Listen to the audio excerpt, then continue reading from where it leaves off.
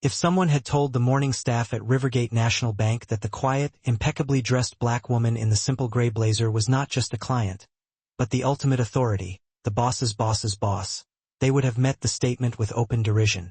And perhaps that initial dismissal was the most egregious slight of all, because for nearly 12 continuous minutes, they treated her as if she were a ghost, an inconvenience, or worse, entirely insignificant. Her name was Dr. Sienna Monroe, and by the time her leather pumps clicked across the threshold of the bank's ornate revolving doors that morning, she personally commanded a portfolio of assets that dwarfed the combined worth of every account, every safe deposit box, and the entire physical building of this branch. Yet, in their myopic bubble, they remained completely oblivious. Sienna paused just past the heavy glass entrance, her gaze sweeping across the polished expanse. She took in the cool gleam of the imported marble floors, the palpable low hum that defined the hush of money, and the cynical irony of the laminated posters advertising equal opportunity banking, weakly taped to the towering glass dividers. The clock on her wrist indicated 10:17 a.m. Her appointment with the regional manager, concerning the critical renewal contract between Rivergate and her corporation, Monroe Holdings, a multi-billion-dollar logistics and high-end real estate firm that had been the bank's primary partner for over a decade, was set for 10:30 a.m. Plenty of time.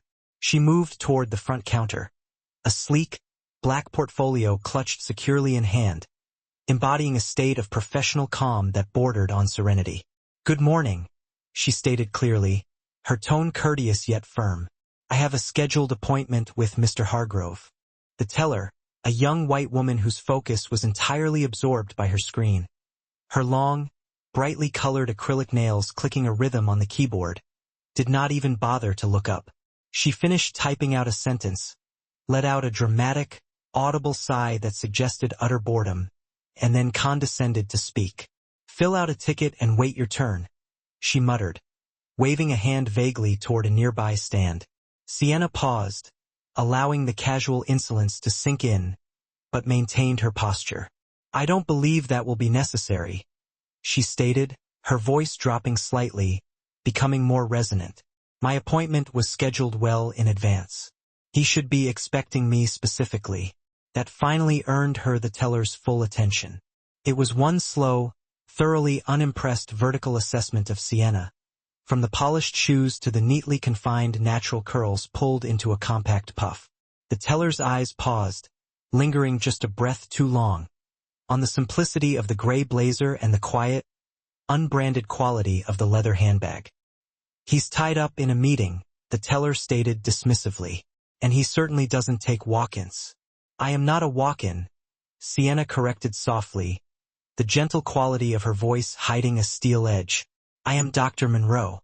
The teller produced a thin, small laugh, the kind of sound that carried the sharp sting of calculated cruelty. "Right, I'm sure. If you're here about a loan application, there is a dedicated desk for that." She pointed vaguely, languidly, toward the back offices without even lifting her arm fully from the counter. Sienna stayed perfectly rooted, immovable. "I assure you I am not here for a loan." A uniformed security guard standing near the entrance finally shifted, turning his attention toward the confrontation. He gave Sienna a slow, calculating once-over, assessing her not for danger, but for nuisance value.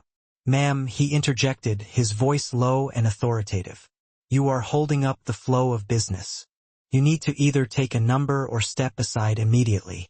A few customers in the line glanced up, some displaying mild annoyance, others simple curiosity.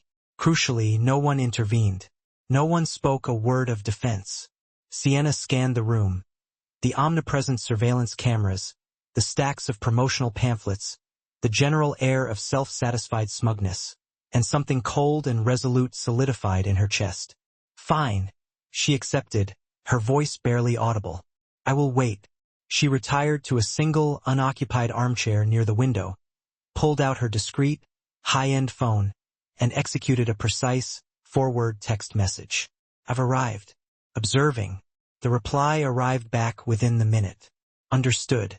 Proceed." The minutes crawled by. A well-dressed white couple entered the bank, and they were instantly greeted with wide, genuine smiles, and offered complimentary bottled water. An older businessman was personally escorted, almost deferentially, toward the executive offices. Dr. Monroe, sitting by the window, remained functionally invisible, right up until 10:29 a.m. The heavy glass doors swung open once more. The atmosphere inside the branch changed instantaneously, the low professional hum replaced by a sharp electric tension. Two men in expensive, tailored suits entered first, followed by a woman wearing a prominent executive ID badge, then another high-level associate. And at the epicenter of this sudden, formal procession was none other than Mr. Leonard Hargrove, the regional manager himself, the very man who had supposedly been tied up in a critical meeting. The entire branch staff snapped upright. The tellers froze mid-action. The bank manager rushed forward, a portrait of forced pleasantries and nervous energy. "Good morning, gentlemen, madam. Welcome. We weren't expecting."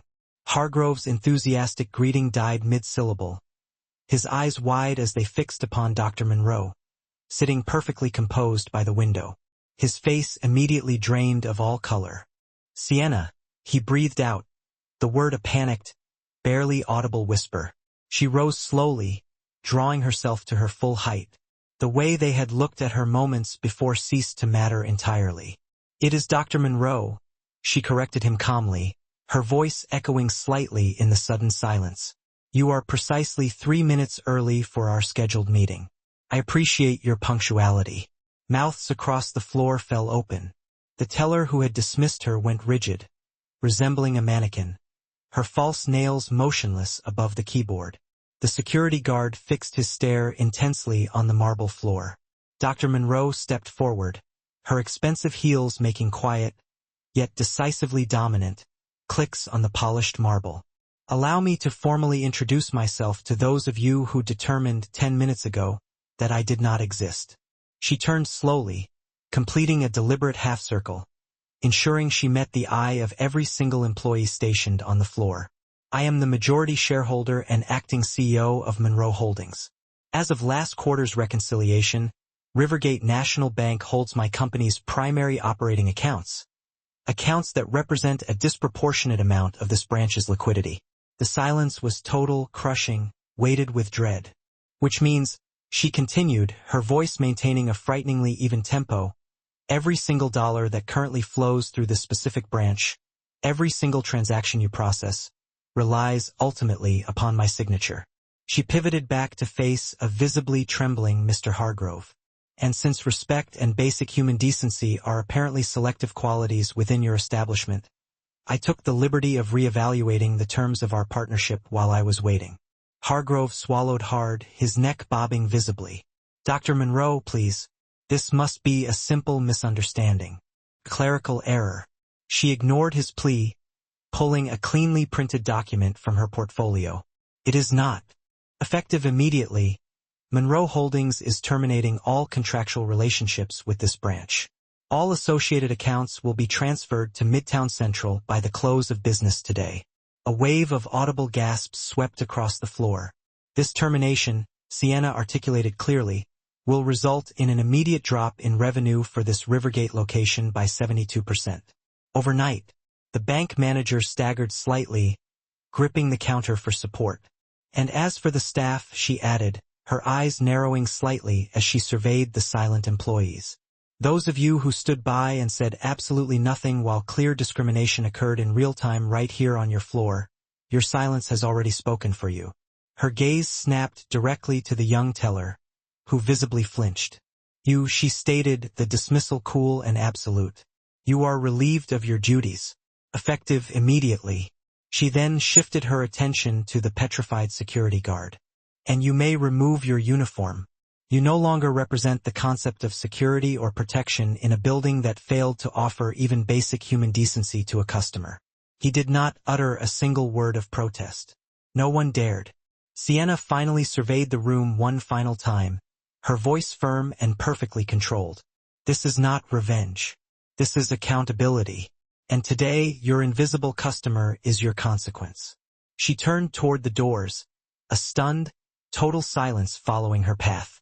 Just before the revolving doors took her through, she paused, granting the petrified assembly one final, profound glance. Then she walked out, leaving behind a fundamentally broken financial system and the precise, unforgettable echo of her heels on the marble floor.